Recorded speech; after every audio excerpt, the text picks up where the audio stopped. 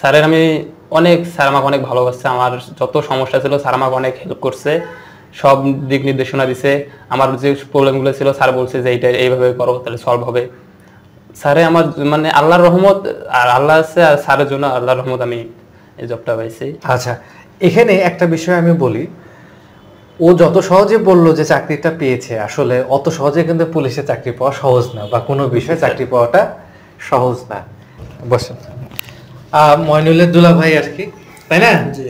আচ্ছা, এই যে শালা যে চান্স পাইছে, জি, কেমন লাগতেছে? আলহামদুলিল্লাহ অনেক ভালো লাগতেছে। ভালো লাগতেছে। কারণ আমরা ওর জন্য অনেক জায়গায় দৌড়াদৌড়ি করছি, আপনার এখানেও আমরা আসছি, এবং আপনার যে অনুপ্রেরণাটা সে পাইছে তার ক্ষেত্রে আজকে এ পর্যন্ত আগাইতে পারছে, এবং উপরওয়ালা সহায় ছিল। তো যেদিন লিখিত পরীক্ষা দিলা, কতজন দিলা লিখিত পরীক্ষা? স্যার আমরা মেয়ে সহ সব কোটা সহ 697 জন আমরা পরীক্ষা দিয়েছি। 697 জন হচ্ছিল তোমার পরীক্ষা দিয়েছো, লিখিত পরীক্ষা। তো প্রশ্ন পেয়ে কেমন লাগলো? স্যার প্রথমে একটু টেনশন কাজ করছিল, তারপর আল্লাহর রহমতে স্যার একাডেমিতে আসার পর আমার তো শারীরিক সক্ষমতা আমার সবকিছুতেই যে দুর্বল ছিলাম, আপনার সহায়তায় অনেকটাই ফিট।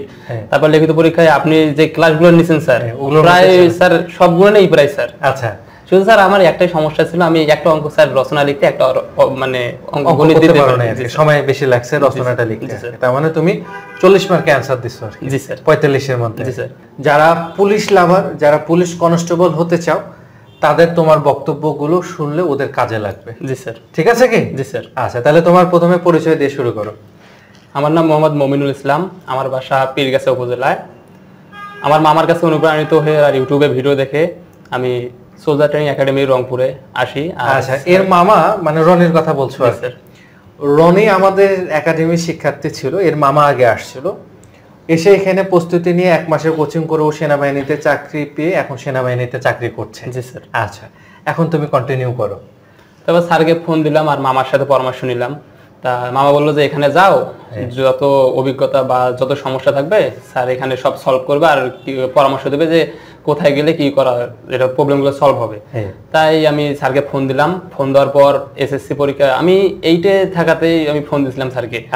স্যারকে ফোন দেওয়ার পর স্যার অনেক কথা বললো, বুঝালো। তারপর এসএসসি পাস করে রেজাল্ট আমাদের বের হয়নি, আমরা সাথে সাথে চলে আসছি। স্যার ডাকছিল, আমরা চলে আসছি। আমি 35 ও 36 নম্বর ব্যাচ সোলজার ট্রেনিং একাডেমিতে। স্যারের আমি স্যার আমাকে অনেক ভালোবাসছে। আমার যত সমস্যা ছিল স্যার আমাকে অনেক হেল্প করছে, সব দিক নির্দেশনা দিছে। আমার যে প্রবলেমগুলো ছিল স্যার বলছে যে এইটা এইভাবে করো তাহলে সলভ হবে। স্যারে আমার আল্লাহর রহমত, আর আল্লাহ আছে আর স্যারের জন্য আল্লাহর রহমত আমি এই জবটা পাইছি। আচ্ছা, এখানে একটা বিষয় আমি বলি, ও যত সহজে বললো যে চাকরিটা পেয়েছে, আসলে অত সহজে কিন্তু পুলিশে চাকরি পাওয়া সহজ না, বা কোনো বিষয়ে চাকরি পাওয়াটা সহজ না। কেউ যখন চাকরি পায় তার আগে একটা বিষয় আমি শেয়ার করি। অনেক প্রার্থী দেখা যায় মইনুল, যে 1-2বার সেনাবাহিনী বা নৌবাহিনী বা অন্যান্য বাহিনী মাঠ করে গিয়ে বাদ পড়ে সে হতাশায় পড়ে যায়। তো মইনুলের ক্ষেত্রেও কিন্তু সেটা ঘটছে, আমার ক্ষেত্রে অনেকবার এরকম হয়েছে। সেনাবাহিনীতে ও গেছে, তারপর নৌবাহিনীতে ওয়েটিং এ ছিল, সেনাবাহিনীতে শেষ পর্যন্ত গেছে, তারপরও কিন্তু ও হাল ছাড়েনি। ও ধৈর্য সহকারে চেষ্টা চালাইছে, প্রস্তুতি নিছে, নিয়ে এই যে পুলিশের জীবনে প্রথমবারের মতো তুমি আবেদন করলা, আবেদন করে এসএমএসও পাইলা। জি স্যার। পেয়ে ও আমাকে জানাইছিল যে স্যার পুলিশে আবেদন করছি আর কি। জি স্যার। আচ্ছা, মাঠ করতে গেল রংপুরে, মাঠ হয়েছে ও রংপুরে বাসা মইনুলের। রংপুর পুলিশ লাইন্সে যখন মাঠ হলো, মাঠের প্রথম দিনে গিয়ে তাও কত হাজার শিক্ষার্থী ছিল? স্যার আমরা সাধারণ কোটায় ছিলাম 3259 জন, আর অন্যান্য কোটা অনেকগুলো ছিল, প্রায় 3500 প্লাস হবে। 3500 প্লাস হবে। তো প্রথম দিন যাচাই বাছাই উচ্চতা মাপটাপ হয়ে যাওয়ার পরে তোমরা টিকলা? জি স্যার। টিকার পরে কেমন একটা আত্মবিশ্বাস ছিল প্রথম দিন টিকার পরে? আমি ভাবছিলাম যে অনেকেই অনেক কথা বলছিল যে পুলিশে হাইট অনেক বেশি লাগে, আর আমি 5 ফিট আসছিলাম। আমি একটু ভয় কাজ করছিল যে প্রথম দিনে আমি আউট হব না কি হব। আচ্ছা, প্রথম দিন টিকা দেওয়ার পর একটা আত্মবিশ্বাস বাড়ছে? জি স্যার, অনেকটা আত্মবিশ্বাস বাড়ছে যে আমি ইনশাআল্লাহ পরের ইভেন্টগুলোতে আমি পার হব ইনশাআল্লাহ। আচ্ছা, ইভেন্টগুলোতে ডাউট কোনো ছিল না, কারণ ও শারীরিক অনেক ভালো একটা ফিটেস্ট ছেলে। একাডেমিতে যখন কোচিং করছিল তখন শারীরিক অনেক ভালো ছিল। শারীরিক যখন টিকে গেল, শারীরিকে তো তোমার 3 ভাগ বাদ পড়ে গেছে। জি স্যার। তাই না? জি স্যার। আচ্ছা, অনেকে পুলিশ কনস্টেবল হতে চায় কিন্তু শারীরিক ট্রেনিং গুলো না করে, শারীরিক প্রস্তুতি গুলো না নিয়ে মাঠে যাচ্ছে, জি স্যার। তাদের উদ্দেশ্যে একটু কিছু বলো তো। ও হ্যাঁ, আরেকটা কথা, যারা শারীরিক প্রস্তুতি বা মাঠের কার্যক্রমগুলো যদি কোনো প্র্যাকটিস বা যদি কোনো প্র্যাকটিস না করে যায়, তাহলে সে প্রথমের দিকে আউট হওয়ার সম্ভাবনা সবচেয়ে বেশি থাকে। কারণ এখানে মাঠে প্রথম দিন আমাদের যা হয়েছে, যেমন কাগজপত্র চেক হয়েছে, আমাদের হাইট, ওজন, বডি এগুলোর মাপ হয়েছে, আর একটা প্রাথমিক একটা মেডিকেল হয়েছে যে কাটা ফাটা কোনো দাগ আছে কিনা। তারপর যারা টিকছে তাদের বলছে যে দ্বিতীয় দিন আসো। দ্বিতীয় দিন আসার পর এখানে প্রথমে আমাদের 200 মিটার দৌড় হচ্ছে, 28 সেকেন্ডে 200 মিটার দৌড়। এখানে যারা প্র্যাকটিস করবে না তারা বাদ পড়ে যাবে। আর 200 মিটার দৌড়ের পর আমাদের সাথে সাথেই আমাদের 15টা পুশ আপ দেওয়া লাগছে। আচ্ছা, তারপর লং জাম্প, তারপর হাই জাম্প। এখানে কোনো রেস্টের কোনো নাই, সুযোগ নেই। আচ্ছা, তারপর তৃতীয় দিন যখন আমরা দ্বিতীয় দিন টিকলাম, তৃতীয় দিন গেলাম, তৃতীয় দিন আমাদের গিয়েই 1600 মিটার দৌড় 6 মিনিট 28 সেকেন্ডে। তারপর এখানে আমরা আমাদের 30 জনকে দৌড়াতে দিছিল, 30 জন করে। এখানে প্রতি দলেই 6 জন 8 জন করে টিকছে, শুধু বাকিগুলো সবাই আউট হয়ে গেছে 1600 মিটারটা। জি স্যার। আচ্ছা, এরপরে রোপিং আছে এবং ড্র্যাগিং আছে। রোপিং, ড্র্যাগিং এগুলো থেকে আউট হয় নাই, কারণ এগুলো সহজ ছিল তুলনামূলক, কিন্তু 1600 মিটার আর 200 মিটারটা অনেক কঠিন। স্যার এখানে স্যার প্রায় স্যার 2 ভাগে চলে গেছে। তো যারা প্রস্তুতি নিয়ে যাচ্ছ না বা যাবা না আগামীতে, ঠিক আছে, তো তাদের উদ্দেশ্যে একটা বিষয়, শারীরিক ট্রেনিংটা করে যেতে হবে। জি স্যার। আর আমরা আমাদের একাডেমিতে হিউজ পরিমাণে শারীরিক অনুশীলনগুলো করাই, কারণ আমাদের একাডেমিতে ট্রেনিং যারা করে তারা শারীরিক ইনশাআল্লাহ কেউ বাদ পড়ে না। জি স্যার, আল্লাহর ঠিক আছে, আল্লাহর রহমতে সে চান্স পাবে। তো এরপরে শারীরিকে যখন টিকলা, টিকার কয়েকদিন পরে লিখিত পরীক্ষা হলো স্যার। আমাদের 8, 10, 11 এই 3 দিন আমাদের স্যার মাঠ হচ্ছে, এই 3 দিন। তারপর 28 তারিখ আমাদের স্যার লিখিত পরীক্ষা হয়েছে, এডমিট কার্ড বের করতে বলছিল। লিখিত পরীক্ষায় ও ভালো করার একটা সম্ভাবনা খুবই বেশি ছিল, কারণ ও যখন এখানে আমাদের কাছে কোচিং করছে, তো ও প্রত্যেকটা পরীক্ষাগুলোতে এখানে ফার্স্ট হতো, সেকেন্ড হতো এবং প্লেস করতো আর কি। তো আমার একটা আশা ছিল যে মইনুল পরীক্ষা দিতে যাচ্ছে, ইনশাল্লাহ সে ভালো করবে আর কি। তো যেদিন লিখিত পরীক্ষা দিলা, কতজন দিলা লিখিত পরীক্ষা? স্যার আমরা মেয়ে সহ সব কোটা সহ 697 জন আমরা পরীক্ষা দিয়েছি। 697 জন হচ্ছিল তোমার পরীক্ষা দিয়েছো, লিখিত পরীক্ষা। তো প্রশ্ন পেয়ে কেমন লাগলো? স্যার প্রথমে একটু টেনশন কাজ করছিল, তারপর আল্লাহর রহমতে স্যার একাডেমিতে আসার পর আমার তো শারীরিক সক্ষমতা আমার সবকিছুতেই যে দুর্বল ছিলাম, আপনার সহায়তায় অনেকটাই ফিট। তারপর লিখিত পরীক্ষায় আপনি যে ক্লাসগুলো নিয়েছেন স্যার, প্রায় স্যার সবগুলো নেই প্রায় স্যার। আচ্ছা, শুধু স্যার আমার একটাই সমস্যা ছিল, আমি একটা অঙ্ক স্যার রচনা লিখতে, একটা মানে অঙ্ক গণিত দিতে পারি না, সময় বেশি লাগছে রচনাটা লিখতে। তার মানে তুমি 40 মার্কে অ্যানসার দিছো আর কি? জি স্যার। 45 এর মধ্যে? জি স্যার। আচ্ছা, 40 মার্কের অ্যানসার দিয়ে ও মিনিমাম হয়তো বা 38, 39, 40ও পেতে পারে। পাইছে বিদায় কিন্তু সে আসলে লিখিত পরীক্ষা পাস করতে পারছে। তোমরা কতজন লিখিত পরীক্ষা পাস করছিলা? লিখিত পরীক্ষায় মেয়ে সহ 187 জন। 187 জন মাত্র পাস করছে স্যার। চিন্তা করা যায় কোথায় 3500 প্লাস পরীক্ষার্থী ছিল, ওখান থেকে ধাপে ধাপে বাদ পড়তে মাত্র 187 জন লিখিত পরীক্ষায় পাস করলো, মেয়ে সহ। তারপর ভাইবা কয়দিন পরে হলো না সেদিনই নিছে? স্যার লিখিত পরীক্ষার পর 28 তারিখ আমাদের লিখিত পরীক্ষা হয়েছে। 3 তারিখে যারা পাস করেছে তাদের বাসা পুলিশ ভেরিফিকেশন হয়েছে, আর 4 তারিখ আমাদের ভাইবার ডেট ছিল আর কি। ভাইবা যখন গেলাম, কয়জন অফিসার ছিল ভাইবা রুমে? স্যার আমাদের এখানে অফিসার ছিল 3 জন সামনে বসেছিল, আর সাইটে কম্পিউটার নিয়ে একজন বসেছিল আর কি। স্যার ভয় লাগে নাই তো? না স্যার, আপনার স্যার এখানে প্রথম একটু একাডেমিতে না আসলে আমি হয়তো এরকম করে পাইতাম না, কারণ আমি একাডেমিতে আসার পর স্যার A to Z মানে মাঠের কার্যক্রম থেকে শুরু করে ভাইবা, লিখিত পরীক্ষা, ভাইবা সবকিছুই স্যার আমাদের পারফেক্ট করাইছে। সেই বিধায় আল্লাহর রহমতে আমরা টিকছি, একটা কনফিডেন্স ছিল। জি স্যার। আচ্ছা, তো ভাইবা পরীক্ষায় 2-1টা প্রশ্ন যদি তোমার মনে থাকে একটু বলো তো। ভাইবা প্রথমে গেলাম, গিয়ে স্যারকে সালাম দিলাম। স্যার বললো যে তোমার নাম কি? আমি নামটা বললাম, বলার পর বলতেছে তোমার পড়াশোনা কতটুকু, মানে কতটুকু করছো? আমি বললাম যে স্যার আমি এইচএসসি পাস করছি। বললো যে এইচএসসি পুরোটা বলো। তা আমি এইচএসসি পুরোটা একটু বলার পর একটু মানে ঘাবড়াই গেছিলাম, তা একটু আটকে গেছিলাম। তা আমাদের রংপুর জেলার এসপি স্যার, মানে এখন যিনি অ্যাডিশনাল ডিএজি পদে প্রাপ্ত, উনি আমাকে একটু হেল্প করছে যে এইটা হবে। আচ্ছা, তা আমি স্যারের কথা শুনে আমি অ্যানসারটা দিয়ে দিলাম যে এইটা অ্যানসার হবে। তা বলতেছে যে তাহলে এসএসসি পুরো কি? আমি এটা বললাম, বলার বলতেছে সেকেন্ডারিটা বানান করো। সেকেন্ডারিটা স্যার বানান করে দিলাম। তারপর এসপি স্যার প্রশ্ন না করে আরেকজন স্যার ছিল, উনি বলতেছে যে 6 দফা আন্দোলন কত সালে?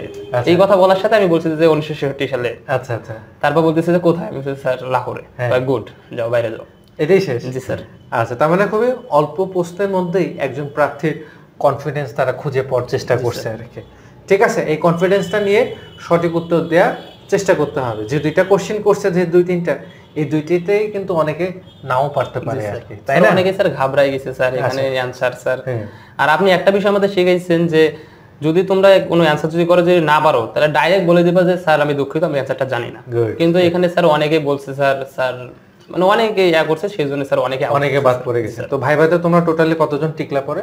স্যার আমরা ভাইভাতে টিকছি সাধারণ কোটায় 47 জন ছিল, আর ওয়েটিংটা ছিল 5 জন। আচ্ছা। আর মুক্তিযোদ্ধা কোটায় স্যার যে কয়জন ছিল এই কয়জনও টিকছে। আচ্ছা। আর মেয়েদের স্যার টিকাইছিল 13 জন। 13 জন টিকেছে আর কি। তাহলে ফাইনালি তোমাদের ভাইবা হয়ে যাওয়ার পরে কতদিন পরে তোমাদের মেডিকেল হলো, ফাইনাল মেডিকেল? স্যার ঢাকাতে নিয়ে গেছিল কি? জি স্যার। ঢাকায় ছিল, আপনাকে ফোন দিছিলাম স্যার। হ্যাঁ, আমাকে ফোন দিয়ে গেছিল, দোয়া নিয়ে গেছে যে স্যার যাতে কোনো সমস্যা না হয় আর কি, তাই না? আচ্ছা, রাজারবাগে নিয়ে গেছিল। জি স্যার।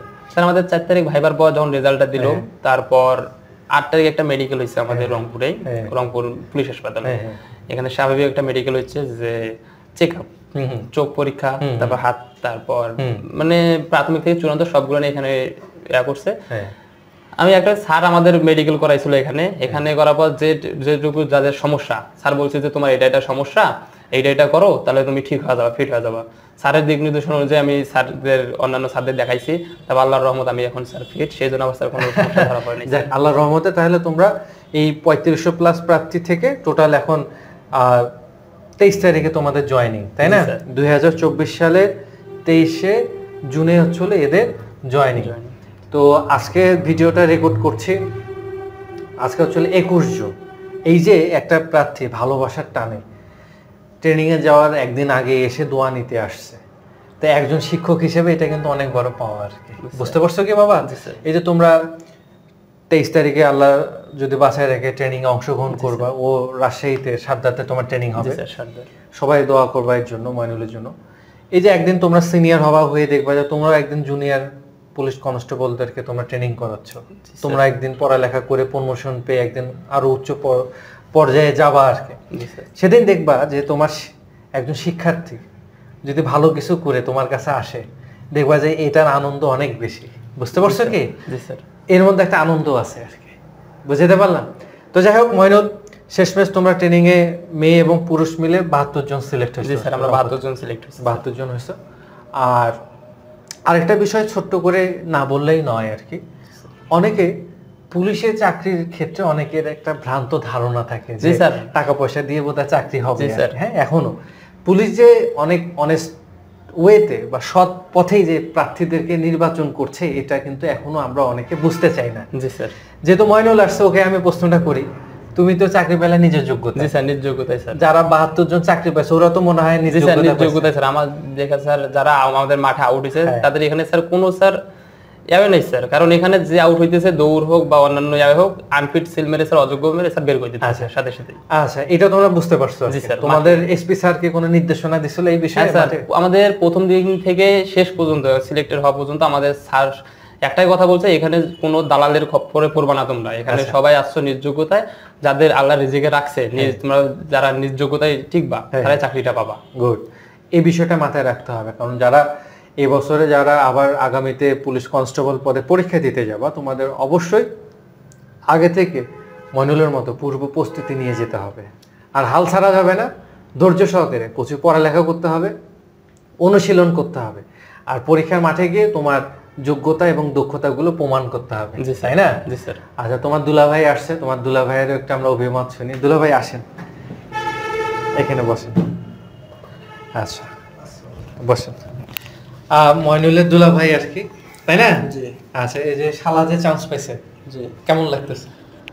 আলহামদুলিল্লাহ, অনেক ভালো লাগতেছে। ভালো লাগতেছে, কারণ আমরা ওর জন্য অনেক কিছু, অনেক জায়গায় দৌড়াদৌড়ি করছি, আপনার এখানেও আমরা আসছি, এবং আপনার যে অনুপ্রেরণাটা সে পাইছে তার ক্ষেত্রে আজকে এই পর্যন্ত আগাইতে পারছে, এবং উপরওয়ালা সহায় ছিল, ও সাকসেস হয়েছে। আপনাদেরও একটা পরিশ্রম ছিল, কারণ আপনারা পরিশ্রম করছেন, ওর মা বাবা পরিশ্রম করছে, ও পরিশ্রম করছে, সবার যৌথ চেষ্টায় একজন শিক্ষার্থী সফলতা অর্জন করতে পারে। হ্যাঁ, ঠিক আছে, তারপর আমরা যতই কিছু না করি, তারপর যেখানে শিক্ষকের ভূমিকাটা বেশি পালন করার সেটা আপনি স্যার দেখাইছেন, এবং ও যে চাকরিটা পাইছে এবং আপনার যে ভালোবাসে তার প্রমাণটা অবশ্য দিতে আসছে।